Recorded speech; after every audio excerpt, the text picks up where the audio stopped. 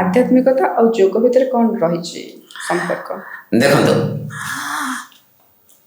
ଯୋଗ ହେଉଛି ମୁଁ ଆପଣଙ୍କୁ କହିଲି ଯେ ଯୋଗ ହେଉଛି 4 ପ୍ରକାରର କର୍ମ ଯୋଗ, ଭକ୍ତି ଯୋଗ, ଜ୍ଞାନ ଯୋଗ ଆଉ ଅଛି ରାଜଯୋଗ। 4 ପ୍ରକାର ଯୋଗ। ତ ଯେତେବେଳେ ଆମେ ଆଧ୍ୟାତ୍ମିକ ଲାଇନ୍ ଆସିବ ଆମେ ସେଇ କନସେପ୍ଟକୁ ଆସିବା ଶରୀର ଓ ମନ। କାରଣ ଶରୀର ଯଦି ଆମେ ସରେଣ୍ଡର ମନ ଯଦି ଶରୀର ପାଖରେ ସରେଣ୍ଡର ହେଇଯିବ ଆମ ମନଟା ଯଦି ଆମ ଶରୀର ଉପରେ ସରେଣ୍ଡର ହେଇଯିବ ତାହେଲେ ଆମେ କାହା ପାଖରେ ସରେଣ୍ଡର କରିପାରିବା। ଯୋଉଠି ଆମର ସରେଣ୍ଡରନେସ୍ ଆସିଯିବ ମାନେ ଆମେ ସେଇଟା ଆମେ ଭକ୍ତି ଯୋଗ ଆମର ଆସିବ।